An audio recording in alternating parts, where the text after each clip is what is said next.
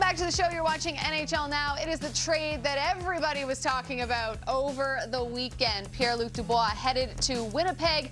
Patrik Laine, the headliner, going the other way. And to discuss this trade a little bit further, one guy who was very much involved in making this happen, the general manager of the Columbus Blue Jackets, Jarmo Kekalainen. Jarmo, first off, thanks for making time for us on a Monday, no less, to chat and join the show. I have a feeling, I could be wrong, but I feel like maybe you stepped into this week, feeling a little lighter.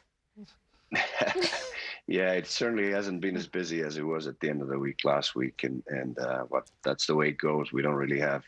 I don't know what day of the week it is sometimes in this job, and it certainly doesn't end at 5 o'clock or start at 9. I can tell you that. Yeah, no, it's that's 7 days a week.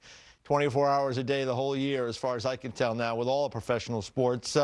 Let's get to this deal and take us through, if you can, like how things came together, because there have been a lot of reports that both you and Kevin Cheveldayoff have kind of had this deal in your pocket if you needed it at any point in time moving forward, that you had discussed it a while, and then I guess with the events of Thursday and Friday of last week that it kind of moved forward on your end.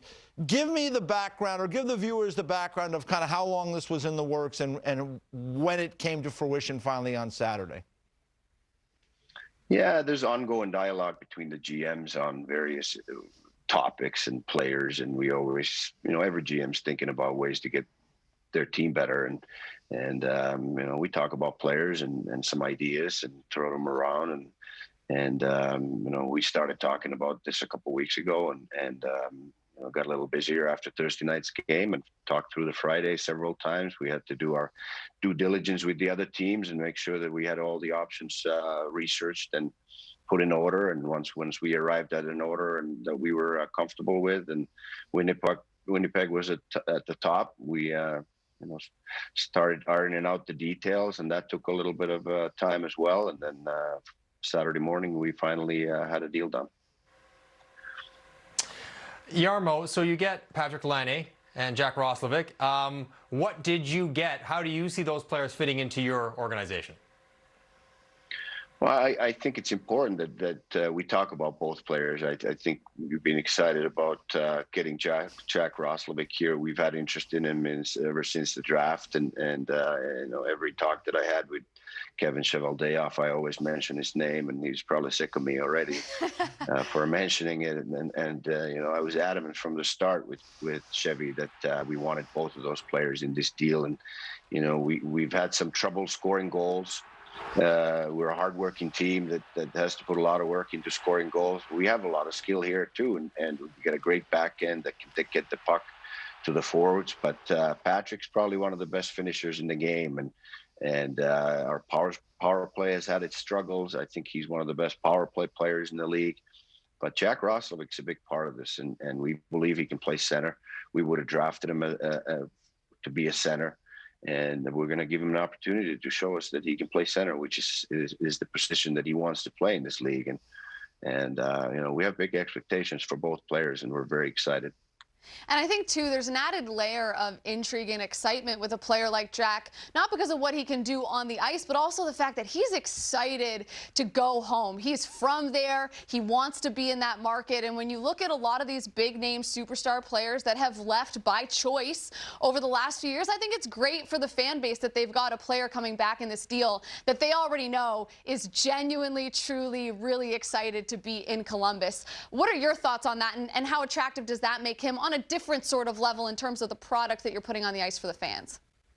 Well, I think it's an added bonus, obviously, but I hate to hear that perception that there's out there that there's something wrong with Columbus. This is a great sports city with Ohio State football and Major League Soccer champions and the Columbus Blue Jackets, and we have unbelievable fans here. We have great support from our fans, and the ownership, I couldn't ask for more. All they want to do is win. They support us in all of our efforts when we're trying to build a team to win the Stanley Cup.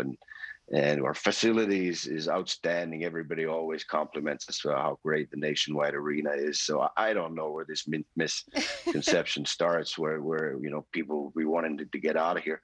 No, we don't have the ocean, or we don't have 10 million people here. If those are the things that somebody wants, or play for somebody else when they get to unrestricted free agency, I'm going to wish them all the best, and I respect their decision. But this is a great city to play in, and we've had a winning team here now for a while. We've made the playoffs 4 times in a row. I don't know what more do you want to ask for as a professional hockey player? Jarmo, you acquire now Patrik Laine, who is obviously a high-end player, like the player that you moved back in Pierre-Luc Dubois.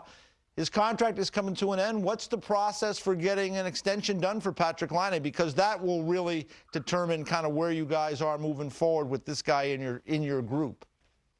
Yeah, and I'm not worried about that at all. We have this year, we have 2 more years of his rights, and we started talking about it in my first phone call with him after the trade, and I told him we want to build a long-term relationship. He said he wants to build a long-term relationship. For me, that's a great start. There are other things that we have to iron out, and I'm sure that there's a great chance of that. And he's a good player. We look forward to having him here for a long time. Jarmo, I had the privilege of playing for John Tortorella. I know that John Tortorella is a unique coach and that he's very honest, sometimes brutally so, but he wants so badly what's best for you and for the team. Did you have any conversation with Torts about the new guys coming in and his relationship with them, and how to foster that and make that as positive as it can be? Because Torts is an acquired taste at times. Yeah, but me and him have great conversations about players and hockey in general every day, and I get along with him. I'm a little bit similar to him, that I'd rather have somebody say it to my face, or I'd rather say it to somebody's face. If I don't have the guts to say it to his face, then don't say it behind his back. And that's the quality that sometimes gets Tortorella in heated conversations. But I think a lot of the players appreciated later on when they realized that everything that he had to say was in front of their face instead of behind their back.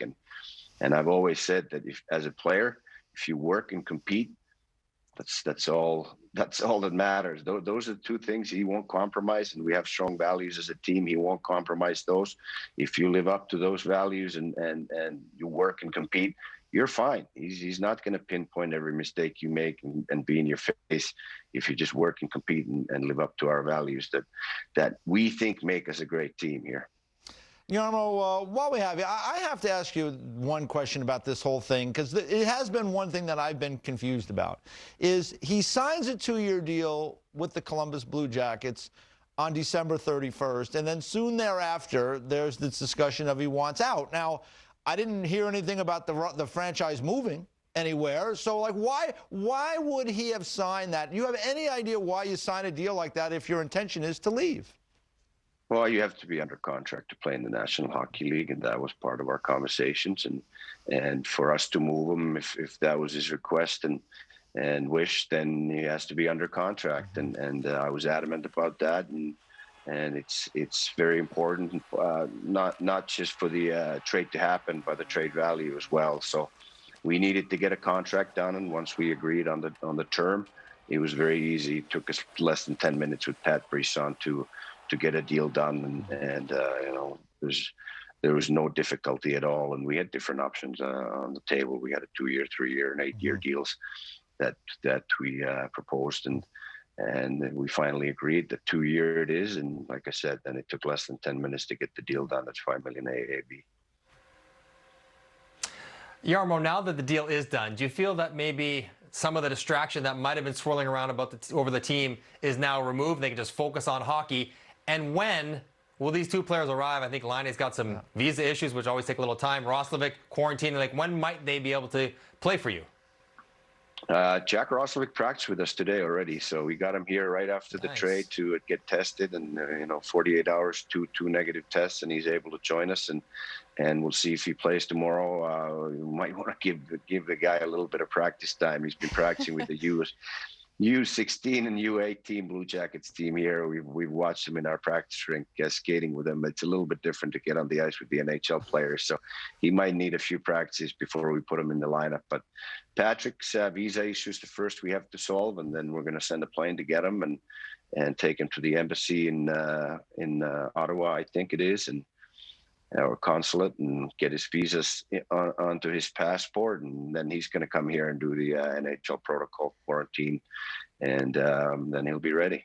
Jarmo, one more before we let you go. Patrik Laine back in Finland is a massive, massive superstar. I got to imagine that your phone was blowing up when this went down, just from people back home being excited that he is going to the Columbus Blue Jackets. Like, how many messages did you get? And, you know, for people at home that don't know, how big of a superstar is Patrik Laine there?